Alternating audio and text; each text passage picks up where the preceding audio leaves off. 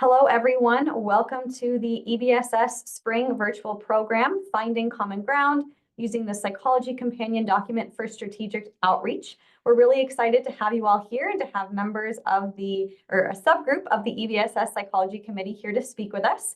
This annual virtual discussions forum for EBSS is hosted by the EBSS members at large, which for this year are Don Barrand and me, Jaleesa Kenyon.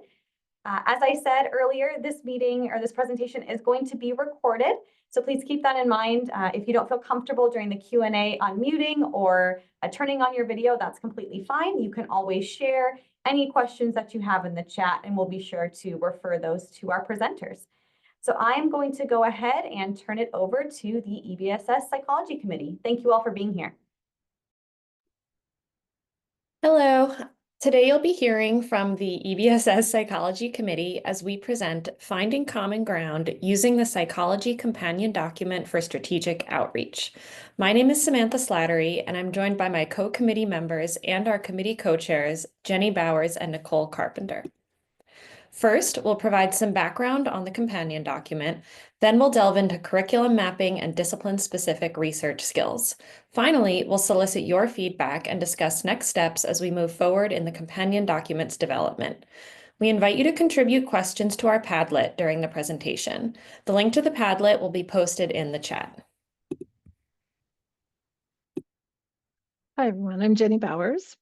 The Psychological Sciences Companion Document represents the committed and sustained work of psychology committee members over many years.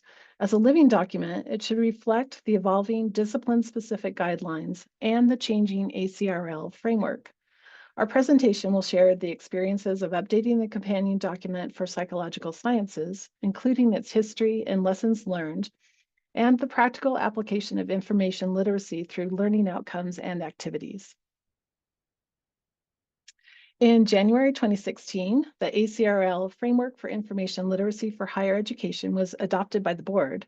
Shortly thereafter, the Psychology Committee began discussing how the framework might be adapted to support the specific disciplinary information literacy needs of psychology students. Building on the groundwork laid by previous committee members and under the leadership of Chair Julia Eisenstein, the committee conducted a literature review of information literacy in psychology and related fields and reviewed the social work and other disciplinary companion documents for ideas about how to construct our document.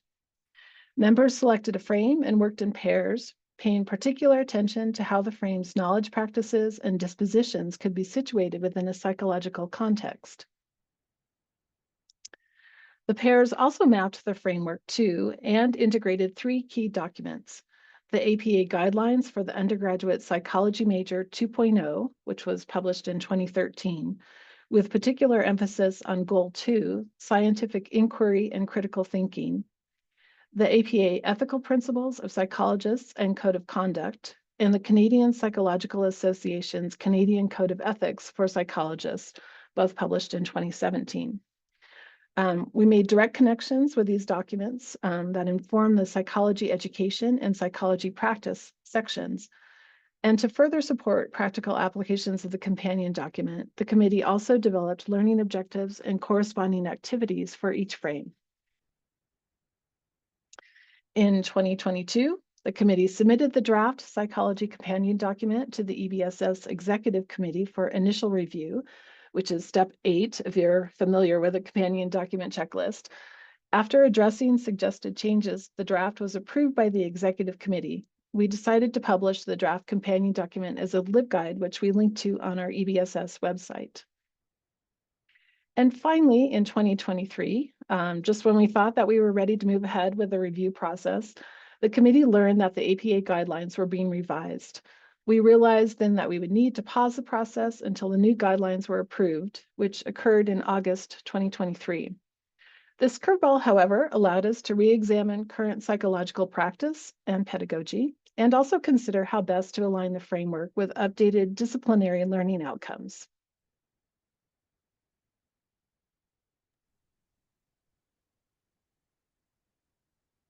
Hi, so I'm going to discuss an overview of the APA guidelines and what those are.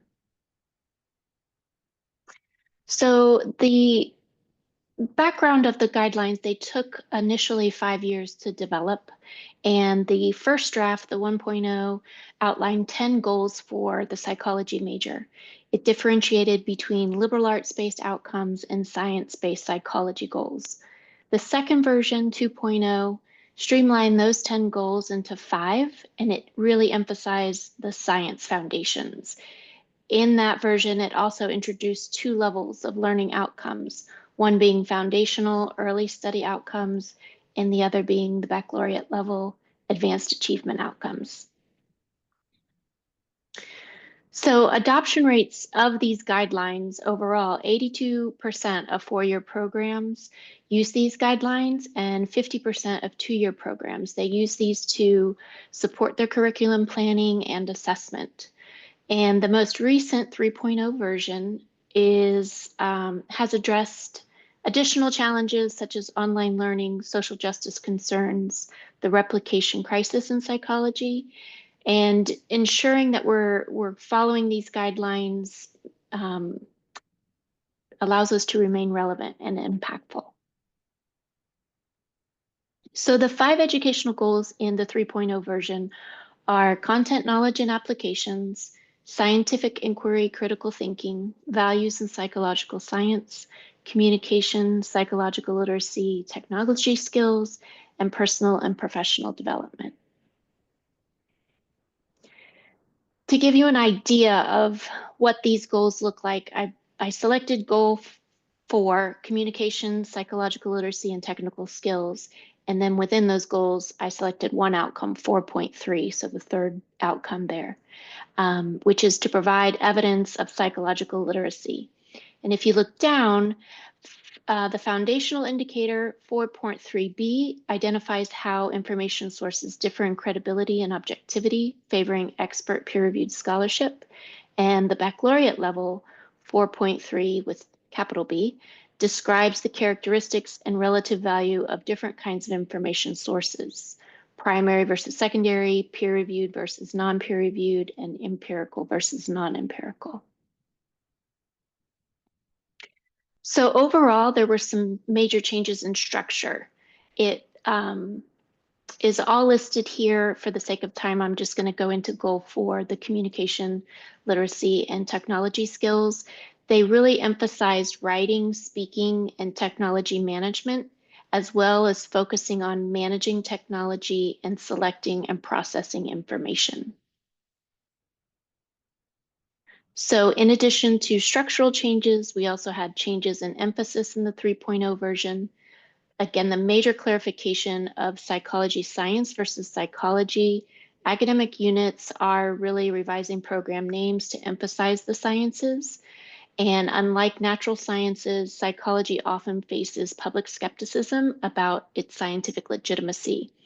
They also emphasize workforce preparation, thematic adoption, and global considerations. Continuing the emphasis, ethical prominence, statistical updating, methods elaboration, and EDI matters. The current task force emphasizes psychological science obligation to fairness and justice. The document adopts a more forthright stance on promoting equity and inclusivity in psychology and integrated diversity aspects across other area goals as well. Finally, they have provided some calls to action. In curricular and planning assessment, they would like a collaborative approach. They want to involve those in decision-making, community college implications, resource advocacy, and incorporating open science. Again, showing that replication crisis in psychology. Open data sharing and repository use increases accountability. Pre-registration ensures transparency, and incorporating open science in curricula builds student skills and critical thinking. Additional calls to action are international trends, and again, a focus on equity, diversity, and inclusion.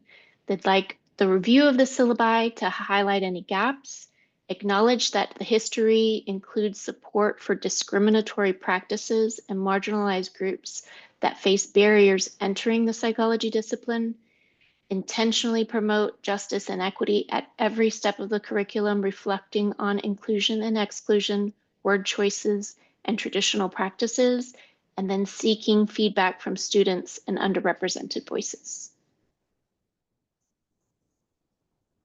Okay, I'm going to cover the EBSS revision process. So for any group to succeed in a large revision project, it's essential to have organization and strong leadership, and also participation from all of the committee members. So the EBSS Psychology Committee consisted of 13 members. And when beginning this project, the decision was made to split the committee into smaller groups, with each group taking one section of the ACRL framework to update and revise.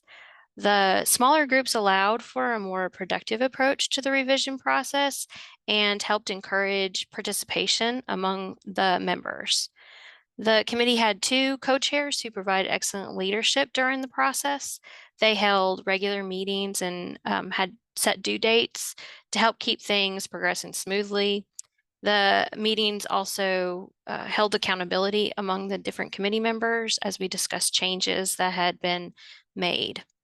Both the leadership and organization of the revisions allowed all committee members to participate in the revision process. I mentioned that regular meetings provided accountability, but the smaller groups also helped with this. During the revision process, we wanted to focus on 2 different areas. One was to increase the project's credibility by expanding the reference section throughout the document. This helped to improve the quality of the work and provided more accurate information and sources. The second area we wanted to focus on was similar to the APA Guidelines 3.0 revision. In their revision, one of the focus areas was that stronger emphasis on equity, diversity, and inclusion. So we decided to focus on this area as well. And we made sure to include indicators from the APA Guidelines 3.0 that emphasize equity, diversity, and inclusion within each section of the ACRL framework.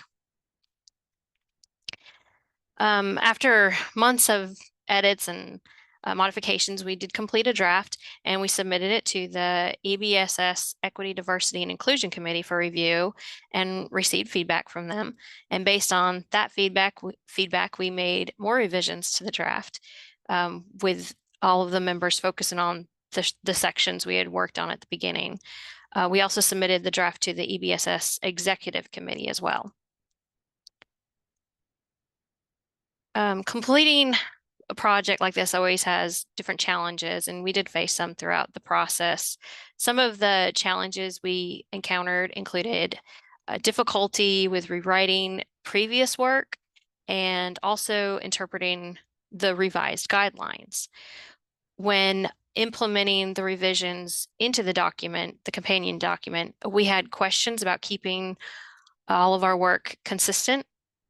We also questioned which indicators from the psychology guidelines to use, whether the foundation indicators, the baccalaureate indicators, or both of them. And we spent a lot of our meeting time discussing and solving some of these issues. The large committee group also presented its own challenges, such as keeping all of the revisions consistent and unified. But multiple shared Google Docs helped with the group's organization and coherence. And then halfway through the project, several new members joined the committee and a few left. And we integrated the new members into already formed groups, and they kind of had to jump into the middle of an already started project. But I feel like the transition went pretty smoothly. So the current draft of the companion document is available on LibGuides, and we are currently welcoming any feedback. And now Marilyn is going to walk us through the current draft. Yes, we'll take a little bit of a tour to give you some visuals about the current draft that we have of the companion document. You'll notice in the top right there in the first box that it is clearly labeled as a draft document. So we are still in process, and we'll talk a little bit more about that in terms of next steps in a little bit later. But what you're looking at right now is the opening page of the companion document. And a lot of what we've discussed thus far is represented here, a little bit of an overview about how the companion document has come to be. If you scroll down a little bit, a lot of that material is covered in the introduction introduction. And then if you scroll down a little bit more, you'll see at the bottom here some references. Now, the references that are listed on the first page are actually sources that have been utilized throughout all of the pages of the companion document. And then we'll see some additional references in just a moment. So now I just want to give you a tour of one of the frames as an example of the sort of information that you're going to find about each of the frames throughout this companion document. So we'll just look at the first one. Authority is constructed and contextual. So for each of the different frames, you're going to see an overview box, and then after that, a psychology education box. In that box, you're going to see not all of the APA guideline goals, but rather selected goals. You actually see several goals listed here, but on other frames, you might only see, for example, 2 different goals listed instead of several. So if we just look at one goal, for example, one of the APA guideline goals, let's say goal 1, you'll see under each of the goals, there'll be listed different indicators. Remember, we were talking about the foundational versus the baccalaureate indicators. So you'll see, for example, we have not all of the indicators listed, but again, just the ones that are relevant to this particular frame from the APA guidelines. And so you'll also see just sometimes there'll be just a baccalaureate indicator, like the first one listed there, 1.1C, capital C, and then other ones you might see both a foundational and a lowercase, foundational goal listed with a lowercase letter and a baccalaureate goal listed with an uppercase capitalized letter. So if you scroll down a little bit further past the psychology education box, you'll find the psychology profession box. And in this section, you're going to see connections not between this particular frame and the APA guidelines, but now this particular frame and the professional standards that can be found via the American Psychological Association and the Canadian Psychological Association. And then if you scroll down a little bit further, you're going to find a box on each of the pages for each of the frames to list examples of different learning objectives and activities that can be used in a classroom context in order to connect the APA guidelines with this particular frame for students. So if you scroll a little bit beyond that, finally, you'll see that on each page, on each frame, there'll be some references that are actually specific just to that frame. So that's just a little bit of a preview and an overview of what you're going to find when you look at the draft version of the companion document, and the link is in the chat. We'll ask you a little bit more about that later. But right now, we're going to talk about curriculum mapping. Yeah, so in this section, we'll talk about curriculum mapping, which will include where to gather information to begin mapping the curriculum, how to scaffold instruction, and approaches for outreach to stakeholders.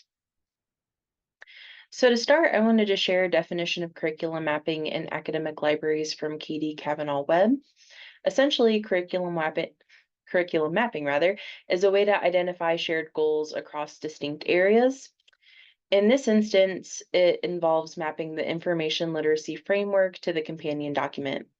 This practice is used across disciplines to better align desired goals and program outcomes, but it can be particularly useful for librarians who are trying to instruct students at key points in their academic journey.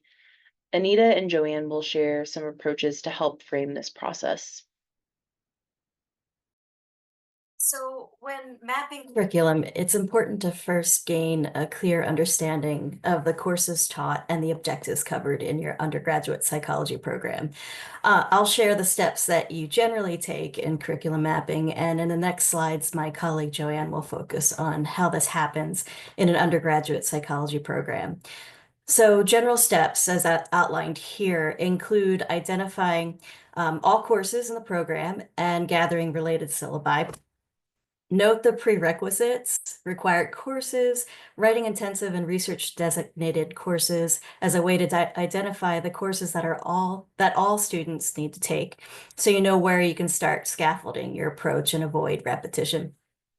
Typically, once you have a full list of courses and their associated outcomes, you would map them to the ACRL framework frames, objectives, and dispositions. Since we've created the companion document for the psychological sciences, we've done this heavy lifting for you, as my colleagues will demonstrate later in this presentation.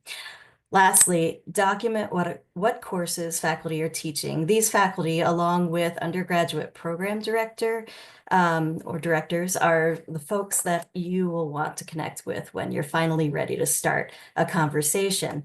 Now, some caveats to this slide that may be unique to your institution could include accounting for library programming, which may be available to students in their first year experience or core English or writing courses.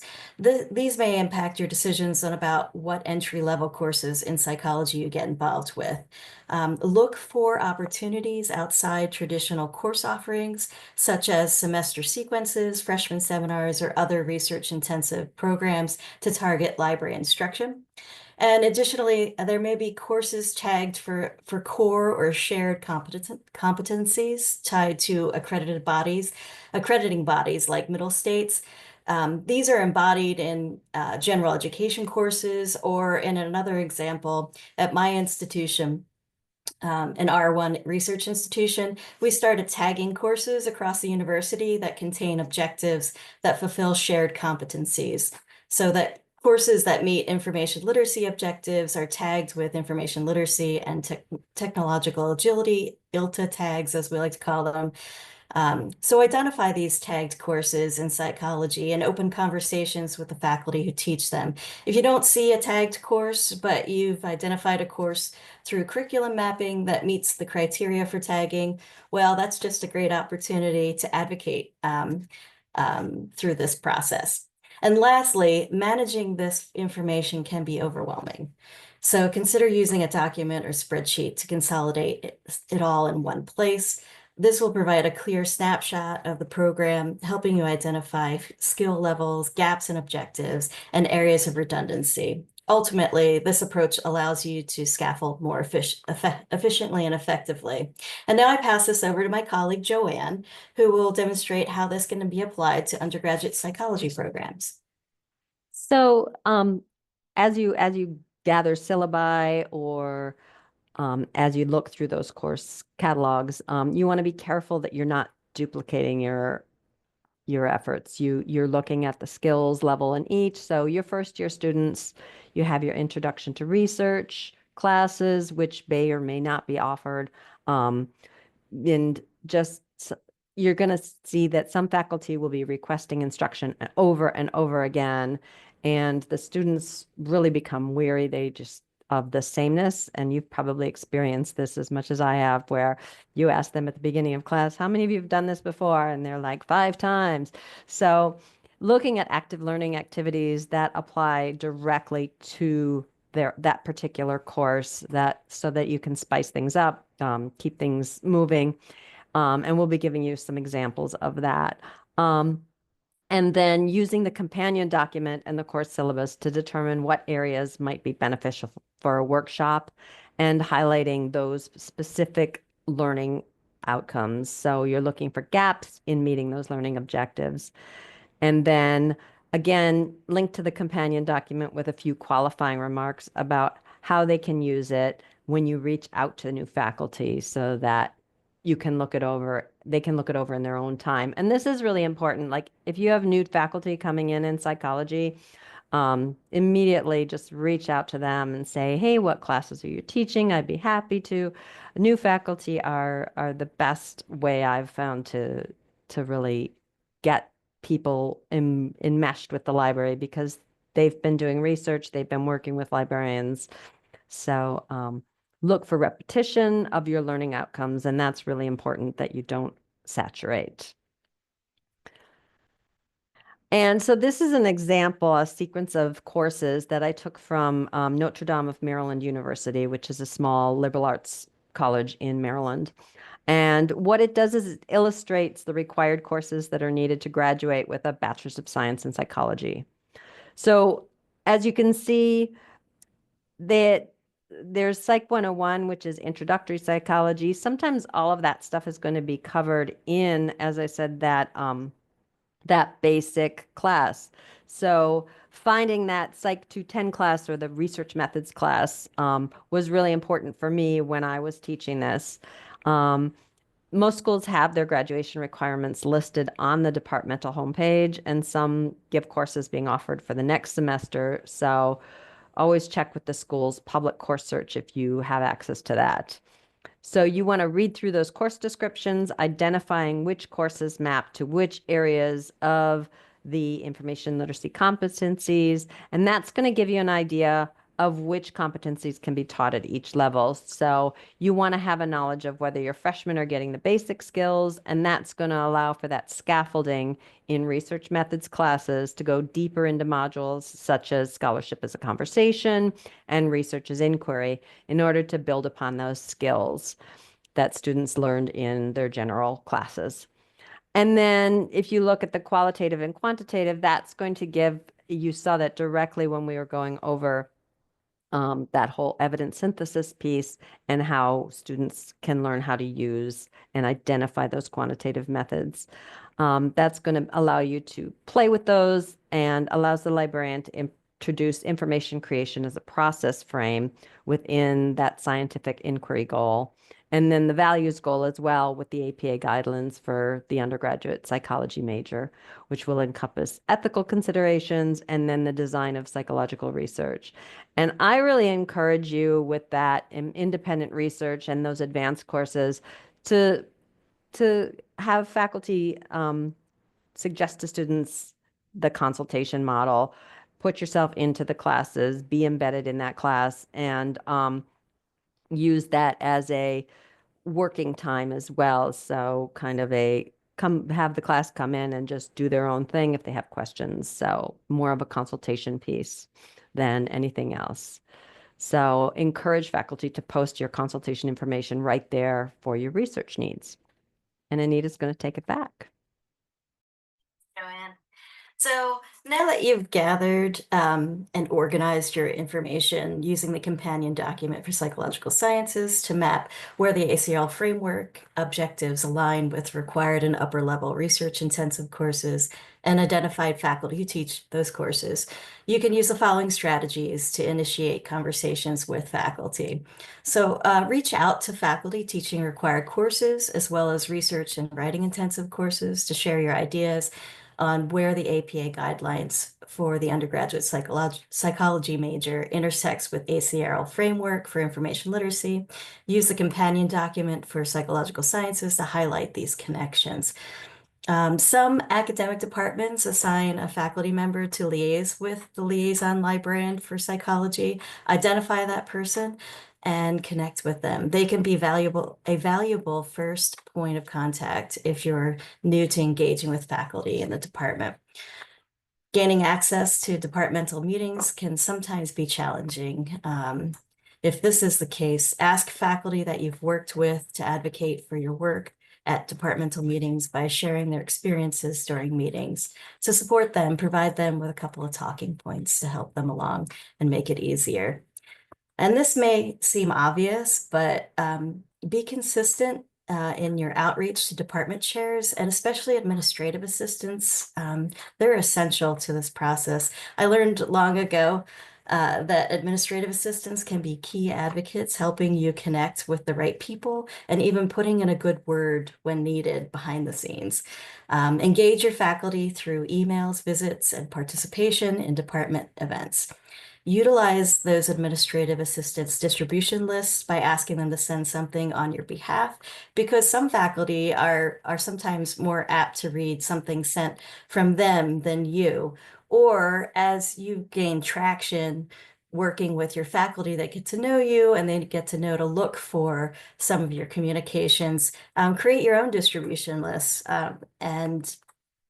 because I find that the administrative assistants distribution lists don't often include the adjuncts teaching. And sometimes those adjuncts are the ones teaching those classes that you want to get into. And they can be often overlooked. So lastly, and I'm going to shift my focus for just a hot second, because if you're like me and your institution has an iSchool or a library and information science program, identify the graduate level instruction course. This can offer a great opportunity to introduce pre-professional librarians to companion documents, helping them quickly familiarize themselves with, in this instance, psychology programming and learning objectives. It can also support them in getting up to speed with a new subject area they may be assigned to liaise with. And thanks for listening. And now I'll turn it over to Krista, who will introduce the next section. Great. Thank you, Anita. So I'm going to talk to you about discipline-specific research skills. Using the companion document to identify learning objectives and activities, or how you can take these learning objectives into the classroom. So here's our scenario. This scenario relates to the ACRL frames scholarship as conversation and searching as strategic exploration. And within these two frames, we are focusing on indicators 2.3, 4.2, 4.3, and 4.4. So Lucia has a research assignment for her psychology course, which will involve choosing from a list of topics, reading her starter article that the professor has provided, and then finding 3 or more articles. She will then evaluate these articles for credibility and usefulness, keeping in mind that articles need to be published within the last 10 years and also need to be peer-reviewed. Lucia has chosen an article on the effectiveness of mindfulness for college students. The starter article citation is listed below, and you can see it's available from the Canadian Journal of Behavioral Science. As the psychology librarian, you discuss this assignment in class, or that you're going to conduct in class with Lucia's professor, and you plan a library instruction session which will educate the class on finding peer review articles using 3 methods. After you conduct instruction on each method, you're going to give students time to practice what you've already shown them, as well as have a brief discussion or maybe a debrief about what they thought about the discussion, and also present some pros and cons. The methods included today will include 3. So the first is backward citation searching, where you find a relevant article from the starter articles reference list. The second is forward citation searching. This is where we're going to find another relevant article that cites the starter article using either Scopus, Web of Science, or Google Scholar. And finally, we'll conduct a literature search. So here, students will find additional articles and develop and run search queries in a psychology database such as PsycInfo. This will involve students creating keyword search queries, creating a subject search using the APA thesaurus and incorporating their keywords. And then, of course, they need to keep in mind to limit their results to the past 10 years and also to ensure that these articles are peer-reviewed. So sample lesson plan 1. This is our backwards citation searching example. So we're going to instruct students to skim through the reference list of their starter article and mark any articles that look relevant to their chosen topic. They're going to keep in mind they're going to select those articles that have been published within the last 10 years. Using this strategy, Lucia finds an article on anxiety and dimensions of perfectionism in first-year college students. So after you conduct this session of this demonstration of this particular strategy, you can then have the debrief with students. You can talk about how they found the process to be, and then you can discuss a few pros and cons. So when I'm presenting this in class with students, one of the pros I tell them is it's relatively easy. It's an easy method, right? And I call it mining the sources. I tell them, find an article that's really on target for your topic, take a look at the references at the back of the article, see if there's anything relevant that you could go out and look up using that list. And again, it's easy, but also they don't have to create a whole other search. So it kind of alleviates the cognitive load for them. Now, one of the cons of this strategy is you may find articles that are too old using this method. Sample lesson plan 2. So this is where we will conduct forward citation searching. So we're going to direct our students to Google Scholar and instruct them to copy and paste the title of their starter article. They want to check and make sure that it's the correct article that is appearing. If not, instruct them to put quotation marks around the article title. After they locate the article title, they're then going to click on the Cited By Times button and skim through the results. You, of course, can use another platform such as Scopus or Web of Science for this, and then instructions would vary. Using this strategy, Lucia finds an article from the journal Mindfulness. So again, after we've conducted this strategy, we can have a debrief with the students, ask them how they found this strategy to work for them, and then talk about a couple of pros and cons. So again, one of the pros is this is a fairly straightforward method, but one of the cons is depending on the publication year of the starter article, your results using this strategy could be very limited. And now our sample lesson plan 3. So this will be a literature search in a psychology database. We're going to direct the students to select a psychology database such as APA PsycArticles or PsycInfo, and we're going to instruct students on creating a search query using keywords for one of their topics of interest. They're going to build a search query using the APA thesaurus and incorporating keywords. Again, you want to ask them to apply those limiters of the past 10 years and peer review. So here on the screen, we have a couple example search queries that you could run using keyword Boolean searching, using subject heading and keyword searching, right? So that combination. And you can see we ran the search over the weekend, and using these particular limiters, we found 776 results. And this applied to PsycInfo. So again, after you conduct this instruction, you can have the debrief with the students, ask them how they found the strategy to work for them, and then you can talk about some of the pros and cons. For me, I think the biggest pro is this strategy is most likely to give you the most relevant results, right? But a con is that really developing a comprehensive search strategy such as this takes time and skill, and it does involve some trial and error in searching on the part of the student. For our sample lesson plan 4, you can evaluate results. So show students a particular guideline or criteria that they can use to evaluate the sources that they found. For example, the AAOC framework. So you can give students time to evaluate one of the articles according to this particular set of guidelines or criteria or framework. And then have a discussion with them afterwards using perhaps these leading questions. Did the article meet the evaluation criteria? Was the evaluation criteria helpful to follow, or would they have preferred a different set of criteria or guidelines to follow? And for sample lesson plan 5, you might want to consider exploring diverse representation. So explain to students how beneficial it is to have articles that come from authors from a variety of backgrounds, and that way you can gather diverse perspectives. Also consider, acknowledge that some groups of people are underrepresented in study samples, and so the knowledge of psychology in those groups is limited and might need to be expanded. You might have these starter questions with students to jumpstart the discussion, such as why would it be beneficial to have diverse perspectives? What can make it difficult to find diverse representation? So discipline-specific tools and skills. The activities we've shown here allow us to teach important discipline-specific tools and skills in the context of broader information literacy-based learning objectives. The sample lesson plans highlighted would allow for a librarian or instructor to teach discipline-specific databases such as PsycInfo and PsycArticles, introduce students to APA citation norms as well as the APA thesaurus, and provide an opportunity for students to practice developing keyword search strategies using other library databases such as Web of Science or Scopus. Lifelong learning skills for psychology majors.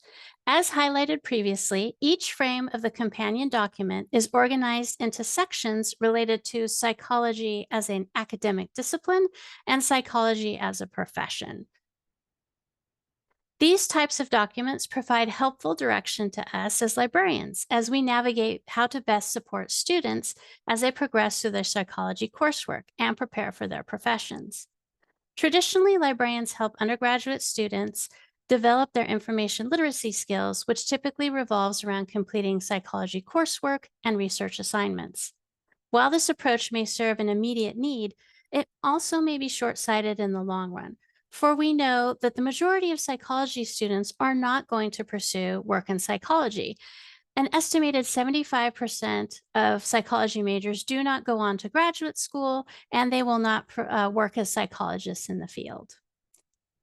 Perhaps an alternative approach to working with faculty is to focus on building relevant academic skills that are both relevant in the academy as well as beyond the academy. Which lifelong research skills and competencies should students develop that will be relevant to them as active, informed citizens and professionals, regardless of their chosen profession or field?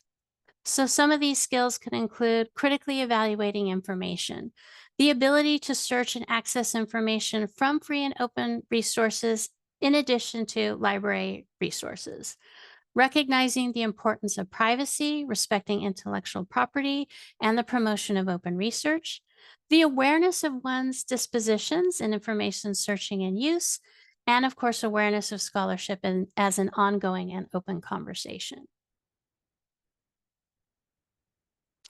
It's also helpful to articulate to students the value of developing these skills.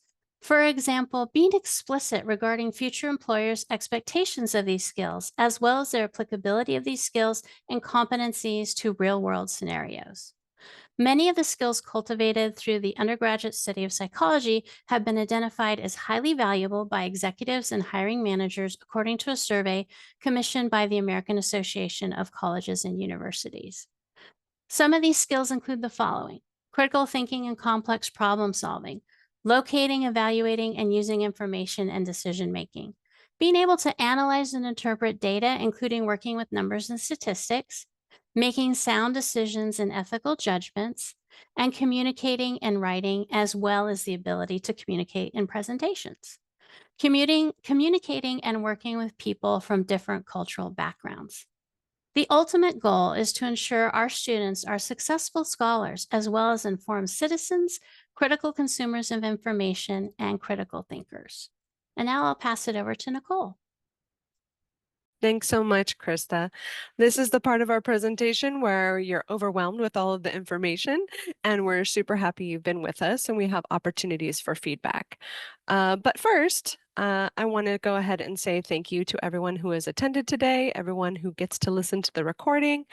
Thank you to our wonderful committee members for their dedication to this work.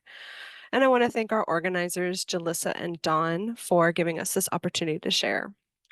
Our next steps for our draft, if you came in late, I'll go ahead and put another link in the chat, is to review our LibGuide in full and see what we have put together for all of the frames. It is currently under review. We now have 2 more reviews underway with the colleagues at American Psychological Association. We have members from the task force of this guidelines we've been talking about all hour, have agreed to review our companion document, as well as committee members from the Committee on Associate and Baccalaureate Education. We as also connected with the Information for Literacy Frameworks and Standards Committee at ACRL, and they are also reviewing our items as well. So we are in an open comment area right now, and so we are looking forward to hearing feedback from everyone. Next slide. Now we can jump into the Q&A section. The Padlet, if you haven't already been, I'll put the big old link in the chat again. We have a few questions there, so we can move over onto that in a minute. But right now, if there is anything directly you want to comment on, you can email Jenny Bowers or myself, Nicole Carpenter. And then we do have a feedback form located on the first box on our companion document LibGuide. So we can go ahead and look at our, we have a couple of quick questions that have come in. And again, this is also for comments and learning. We'll keep this Padlet up for quite a while. So if you do want to fill out any of your methods that you've used, any learning activities, how you have questions, that would be great to just have this as a learning resource and questions back to the psychology committee as well. First question here, it says, how have you all come to consensus when developing this draft? What strategies did you use to share feedback with each other and ensure that everyone's perspectives were heard? I will answer that really quick, but I just want to let you know that if you do have questions and you want to raise your hand or unmute, we have entered that Q&A portion. I just want to let you know that we had 2 different rounds of creating the companion document. For the round that I was involved in, we had everybody in a group, and there was time after your section was completed that everybody else had a comment period on, hey, I think this fits better here. How about what do you want to add this portion? So there was a lot of opportunity for us to comment on everyone's work and make sure that everybody's perspectives was heard. So great. Thank you for mentioning that. And we also have someone offering some information about how they were engaging their own faculty under the curriculum mapping section here, saying that a cold email works pretty decently. So we really appreciate any and all feedback that you have for this. They said that they don't have the time to collaborate on session planning. And I think that's where maybe that cold email might come in, where they say, well, okay, you want your students to find peer-reviewed articles, and you might use the companion document and say, okay, well, this information literacy need here connects to these APA learning objectives. How do you think if we approach it like this? And then maybe that will kind of upbeat the conversation a little bit. So we definitely encourage that. And if you can get your hands on a syllabus, it's often really nice to make those exact connections and be able to say, well, I can help with this, I can help with that. I know that we have SAGE research methods here, and I have sold that to my psychology faculty. Like, you can embed this video in, or here's this green book, or things like that. So being able to give like super resources that are useful within their course is a really nice method as well. And as I said before, that getting those new faculty, because if you can get any new faculty to meet with you for a coffee or something as soon as they come in, introduce them to the library and talk to them about what you do for information literacy, that works super well. Thanks, Joanne. Thanks for jumping in there. So if you do have a question or a comment, thank you, Rebecca, for sharing about Semantic Scholar. Please go ahead and unmute and share that. In the meantime, I will plug a few more things in. It is member volunteer time for ACRL. So if you are interested in volunteering for the Psychology Committee or any other EBSS committee, that form is available here. And additional plug that there is now an evidence synthesis committee in EBSS. So really great opportunities to engage with not only our committee and working with the companion document, but also to join EBSS in many other ways.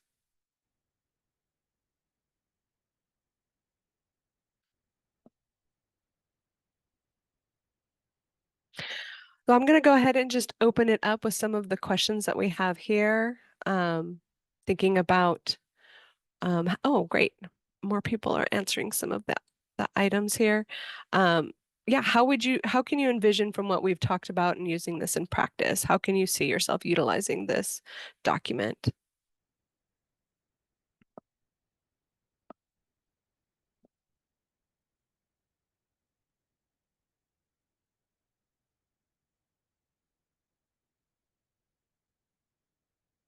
And then also, what may be a challenge? So I know that for my school, I also have many departments that like to talk to me, and some departments that are pretty much crickets when I offer those cold emails to facilitate writing and research courses with some library refreshers workshops. So there's a lot that can happen within that course of time. Getting syllabus is a challenge. Thank you. Yes. I know that I'll ask for information about the assignment that I might be teaching to, and they'll just give me the assignment and not how it fits in with the rest of the syllabi and the course. So I also try to plug in the syllabus as well to see if I can get that as well. Yes. Well, thank you so much for sharing your comments for us in the chat. Again, this will be open, and hopefully we can use this as a learning opportunity for everyone practicing, working on the companion document, integrating it, and see what can go forward. Again, Samantha, if you'll go back to our LibGuide at the very top on the home page, we have, I just added a link to please submit your feedback through an open form. And so it's just, none of it's required. It's just an open resource for you in a nice Google form to give us any little feedback that may or may not help you. And also, we also have a plug that if you do want to provide feedback, but the form really doesn't feel great, you can also attend any of our EBSS Psychology Committee meetings going forward. So we do post them to the EBSS listserv. So as long as you're a member, you will receive those updates and information. With that, I think I'll turn it back to our hosts.